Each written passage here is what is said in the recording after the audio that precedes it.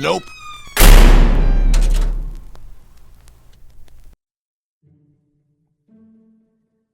Written record, 1 a.m., January 27th, 2019. St. Dymphna's psychiatric care facility looks just like any ordinary hospital. Built in the late 70s, the facade is truly remarkable. Sparse windows freckle the brown brick almost haphazardly, as windows are only built into the offices, and there aren't many offices. However, unless you were looking for windows with the sole intent of counting them, you'd never notice that the building lacks any, or that they are oddly placed. Most of the inside is just as bland, with the slight few oddities nearly unrecognizable, unless you were to purposely seek out the peculiar. The facility officially closed to the public 10 years ago, in 2009. There wasn't much of a reason given, and most assumed that the new, upscale Lilith Ridge General Hospital would take over all the psychiatric care. I had been on staff less than 6 months when I was told the hospital was planning to close. When I asked the director if I should begin to look for another job, he simply answered, "No." 4 weeks later, we discharged our last patient. I was sure I was being kept on the payroll to help clean and organize the facility, assuming it was going to be sold. The rural location sequestered away from the rest of town wasn't a prime location for any hospital. I did think that if the building was torn down, the location would make a nice country getaway destination. It was a balmy Friday morning, the day after seeing our last patient exit. Myself, 11 other nurses, and 6 nursing assistants sat quietly in the employee dining area. We slowly sipped on our lukewarm coffees awaiting instruction. A man with a pencil-thin mustache entered the room and cleared his throat, obviously requesting the attention of everyone in the room. "Hello all, I am Katlynn. I'll be your new," he paused, "manager, I suppose. Your director, Smith, is in the facility, should you need to speak to him. I will run the day-to-day workings, as Smith is handling business at a higher capacity."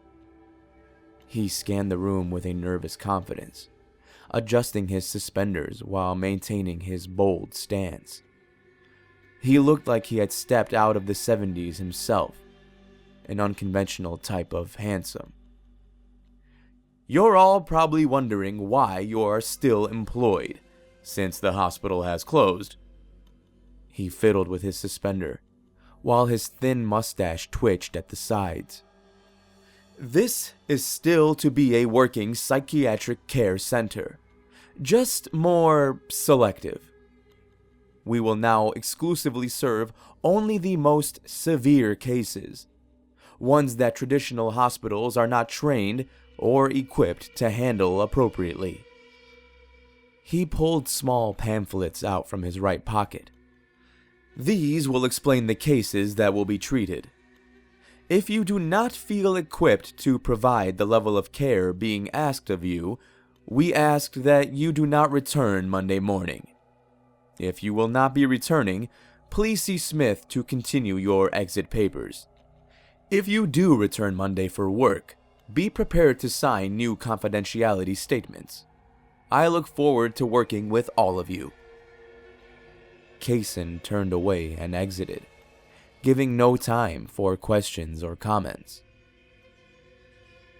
I returned Monday morning, only slightly surprised to see that all of my coworkers had returned as well.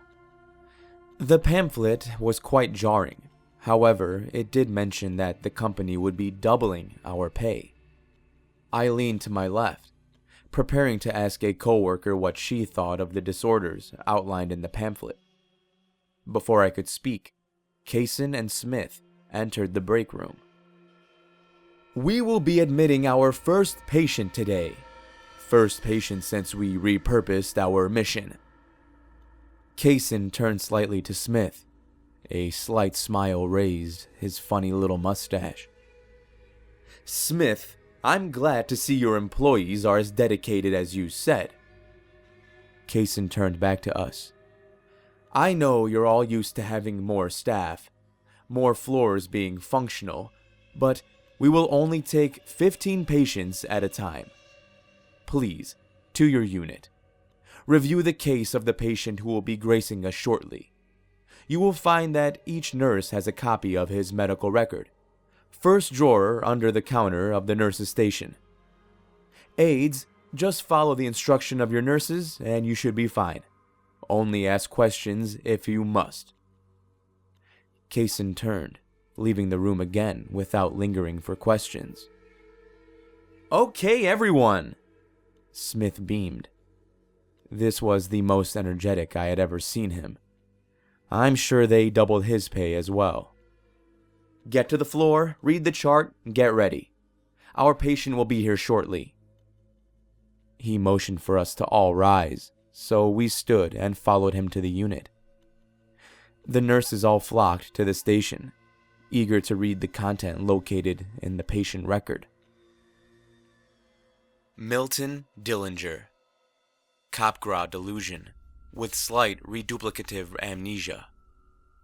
Age 38. Sex male. Prior hospitalizations 0. Victims associated with diagnosis 3. Victims not associated with diagnosis 0. Chief complaint.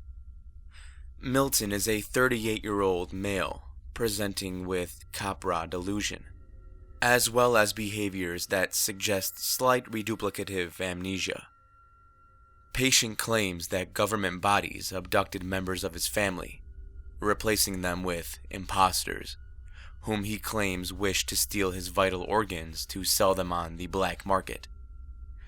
Patient claims that he did not want his organs to be sold, as he, quote, quite enjoys life, and was afraid that organ harvesting would ultimately end his life. Patient states that in order to prevent the harvesting of his organs, he attempted to murder his brother, Jonathan Dillinger, 41, as well as Jonathan's wife, Maria Dillinger, 39. Patient states that he also attempted to murder the family cat, Pickles, 8, as he believes the cat was a government recording device. It is unknown if the human victims will succumb to the injuries. The cat, Pickles, has made a full recovery and is residing at a county animal hospital.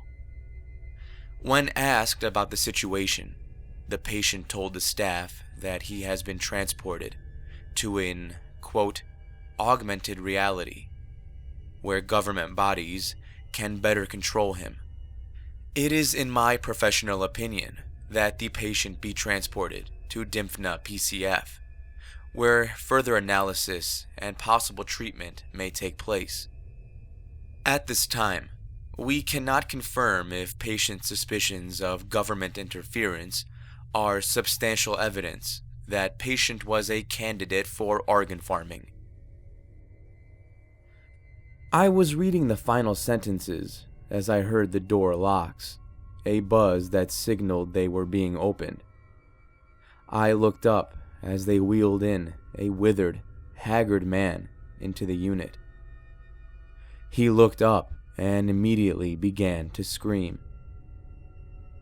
That was 10 years ago today. We have since treated many patients with many peculiar diagnoses.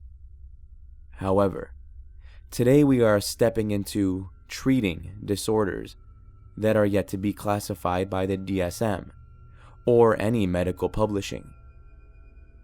Our next patient arrives soon.